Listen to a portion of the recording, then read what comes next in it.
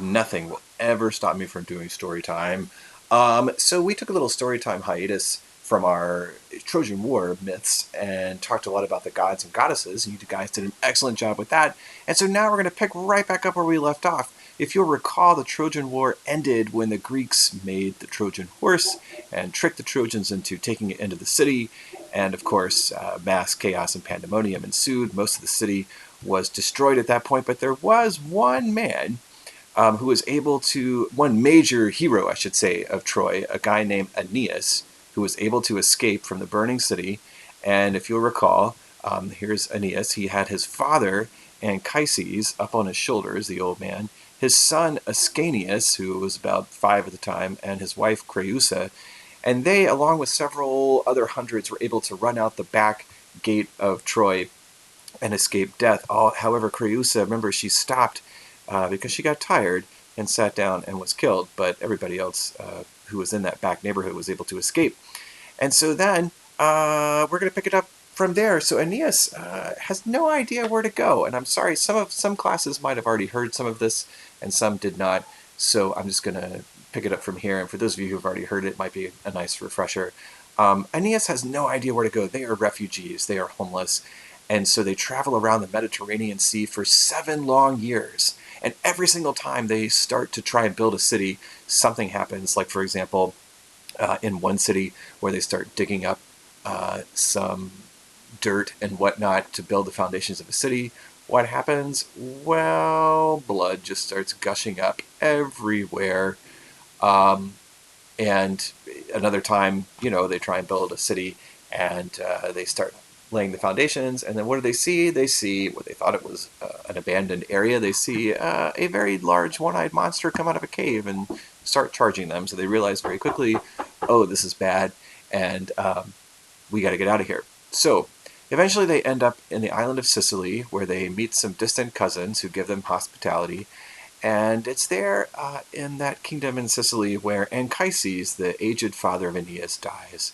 And then Aeneas sees in a dream Anchises appear, and Anchises says, hey, now that I'm dead, I know where you're supposed to go. You're supposed to go to Latium, which is a region in central Italy, and there you're going to found a city, and it's going to be awesome. And you'll know where to found your city when you see a mother pig underneath a tree nursing her 30 piglets. And before you start heading towards Latium, I want you to stop off in the Bay of Naples area, and I want you to come see me in the underworld. The entrance is there. Come see me. I got some things to show you. So Aeneas wakes up. He's super happy. He's like, yay, this is great.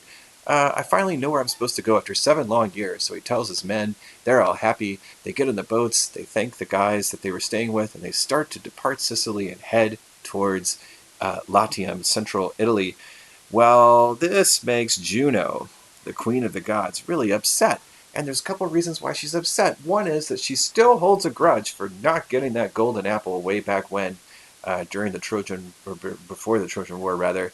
And, because a Trojan is the one, Paris, who gave the golden apple to Venus, she still holds a just totally irrational grudge against the Trojans.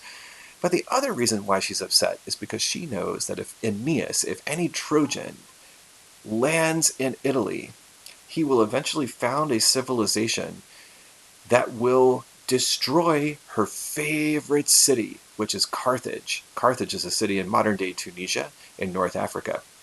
So, what does she do? She goes to King Aeolus, the king of the winds, and she tries to persuade him, hey, I need you to make a big old storm, and I want you to just try and drown Aeneas if you can. I don't want him getting to Italy. So, by the way, jot those names down. They become important later, Dido and Anna. So she goes to Aeolus and says, look here, you need to do this. And Aeolus says, but wait. Neptune's technically my boss. I can't just cause a big storm. And so what does Juno do? She bribes him with nymphs, and she gives him something like 14 nymphs. And Aeolus says, sure, okay, I'll do it. And the Romans conceived of the winds as being in a cave that had a door on it, and Aeolus opens the door, the winds come out, boom! They cause a massive storm, and in the middle of the storm, it's so bad, here's Aeneas, he starts praying to the gods. That's how Romans prayed, palms up, arms up, look into the sky, and he says, oh, why couldn't you guys have just killed me when I was back at Troy. Why are you putting me through this misery? Long story short, the storm is massive, and Aeneas loses one of his boats. It gets sucked down into the ocean, like Pit of Sarlacc style. And Aeneas's fleet is divided into two, and Neptune, the god of the sea, finally realizes something's going on. He's like, there's a great disturbance in the force, and he looks out and he's like, oh, this won't do, and snaps his fingers, and bam, the storm goes away. Now, when that happens, half of Aeneas's fleet lands about 3 or 4 miles on one side of Carthage in North Africa, and then the other half lands on the other side. And of course, what does each half assume? They assume that the other half didn't make it. So we get on shore, and Aeneas has to figure out how to feed his men. He goes hunting for some deer, kills them, provides for his men, and then really gives them a rousing speech saying, look, we have suffered through 10 years of war and 7 years of being on this journey. We know where we're supposed to go. This is just a temporary setback. We're going to look back at this and laugh one day when we will have reached our destination. And he kind of bucks up the campers, so to speak, and his men feel pretty good. And then Aeneas, taking charge, says, look, I'm going to go out with my friend here, and we're going to try and figure out where the heck are we. So you guys just stay down here at the boats. We're going to find out. Well, they come across a huntress, and the huntress says, hey, yeah, you are really close to a city called Carthage. It's just a little bit down this path. Keep walking down. The city was formed. It's a relatively new city. It hasn't been around too terribly long. It was formed by a queen named Dido. And Dido is from, Phoenicia, which is modern-day Lebanon in the Middle East, by the way. And Dido was the daughter of the king. And when the king died, Dido's evil brother tried to take over the throne, even though he wasn't supposed to. And her evil brother killed Dido's husband and then tried to kill her, but she was able to escape with some of her followers. They're refugees. They went on the run, and boom, they landed here in North Africa and built this city. So you'll find them down there. And Aeneas, by the way, kind of creepily hits on this huntress. The huntress turns out to be his own mother, total side note. But anyway, so there's Venus, disguised as the huntress, telling him sort of the story of Dido, which makes Aeneas feel a little bit better about where they are, because he figures, look, these folks are refugees, we're refugees, so they're probably going to show us some hospitality. Now, to protect Aeneas, Venus puts him in a magic cloud bubble so that nobody can see him, and he wanders down into the city of Carthage. He looks at the city and is just astounded by the growth already. They're building amphitheaters and theaters, and they're building a senate house, and there's a huge temple, of course, to Juno, since it's her sacred city, right in the middle of the city. Nobody could see him because he's in the magic cloud bubble, and he sees on the temple walls scenes of the Trojan War, and he points to his friend. He's like, oh my gosh, look, there's Achilles, and there's Hector, and wow, there's me.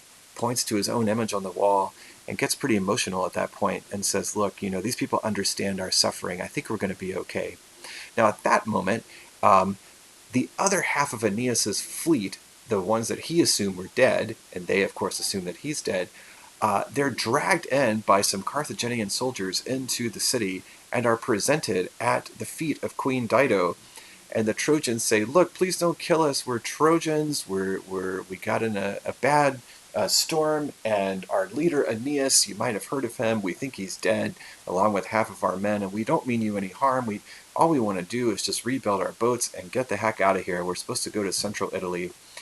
And Queen Dido says, oh, gosh, yes, of course. You're welcome here. You can be Trojan, Carthaginian, same thing. You can stay here as long as you like. And that's a shame about your leader Aeneas. I really would have liked to meet him. His picture's right over there on that wall. Everybody here knows who he is. Everybody knows who you guys are and what happened.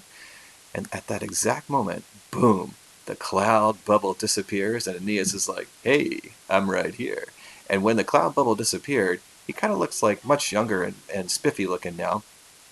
And Queen Dido says, oh, wow, this is great. Okay, sorry, I had to pause that recording and put my kids to bed, but I'm back. Hopefully this is still going to work. So I think where we were was the magic cloud bubble disappeared, and Aeneas was like, hey, I'm right here. And Dido was like, ooh, I like what I see. Invites him to stay for dinner that night. Well, really invites him to stay for as long as he wants, but invites him to a special banquet that night in honor of him and in honor of the Trojans. Meanwhile, the goddess Venus, of course, who is Aeneas' mother, decides, I have to make sure that Dido doesn't really try and hurt my son Aeneas. And so she disguises her son Cupid as Ascanius, Aeneas' boy. And at dinner time, later that night in the palace, um, Ascanius is sitting on one side of Dido, Aeneas is sitting on the other, but it's not really Ascanius, it's really Cupid. And so the entire time they're having dinner, Cupid, aka Ascanius, is just jabbing Dido over and over and over again with his love arrows, making her fall madly, head over heels, obsessively in love with Aeneas, as she asks Aeneas to tell him, or to tell her and all the other Carthaginians about his adventures. So she falls in love with him. The next morning, she says, "Hey, I'm going to go hunting. Do you want to go hunting with me?" And he says, "Sure." So the Carthaginians, the Trojans, all get together, and they go on a big hunt. And then what should happen? But boom! A huge storm cloud comes out of nowhere. A hailstorm ensues, and everybody goes running for shelter. Well, it just so happens that Dido and Aeneas end up going into the same cave, just the two of them, where they have to wait out the storm, and they end up spending the night in the cave. And as I'm sure you can figure out, some happy fun times ensue. Now, Dido, upon the next morning when exiting the cave, she assumes that she and Aeneas are married. Aeneas doesn't quite see it like that. He's more like, well, that was nice, and if it happens some more, that's cool too, but, not really a serious relationship. Well, Dido sort of becomes obsessed with Aeneas, and she wants him to stick around and convinces him, hey, you know what, winter time's approaching, just stay here for the whole winter. Sailing in the winter is a bad idea anyway. Aeneas agrees, and so Aeneas ends up helping Dido continue to build her city. And the Trojans help too, but the Trojans are a little bit wary, and they're thinking to themselves, why are we here? Come on, we're supposed to be in Italy.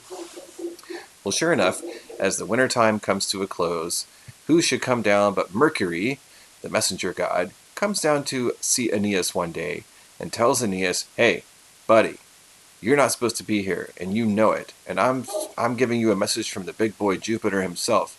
You need to get your men, you need to get out of here, you need to go to that area in central Italy that your dad told you about in the dream, because that's where you're destined to be, so leave. Now Aeneas has a tough decision to make. He could do many things. He could ask Dido, hey, I know you're founding your own city. I'm destined to found my own city too. Maybe you want to come with me. Or he could just tell her, I'm sorry, but it's over. I need to leave. Well, he doesn't choose option 2 or option 3. Instead, he chooses, or option 1 or option 2. Instead, he chooses option 3, which is he decides to leave in the middle of the night without even saying a word, or at least that's what he tries to do. You can see him there in the background. He tells the Trojans, hey, listen, get together in the middle of the night, get down to the boats, I'm going to sneak out, and we're getting out of here. And the Trojans are actually overjoyed. They're like, finally, he's seen the light. And sure enough, Aeneas tries to do this, but Dido, who is sort of obsessed with him, she just knows his every movement, and she senses that something's wrong. And as he's trying to sneak out of her room in the middle of the night, she says, what are you doing? Where are you going? And at this point, he finally says, look, I'm not destined to be here. I have to go. Well, Dido starts cursing at him, yelling at him, pleading with him, begging in a very obsessive way, please stay, please stay. And Aeneas, much to his discredit, just acts like a total jerk, very stone-faced, gives no emotion, gives nothing of himself to her, and nothing of his heart to her at all, as she is crying and begging and pleading and cursing. And she says at one point, it's so pathetic, she says, well, if you're going to go, at least can you wait till I'm pregnant so that I can have a baby, and then I can look at that baby and see your image and be reminded of you. It's just really sad. I mean, it's not her fault at all, right? She was struck by Cupid's arrows so many times.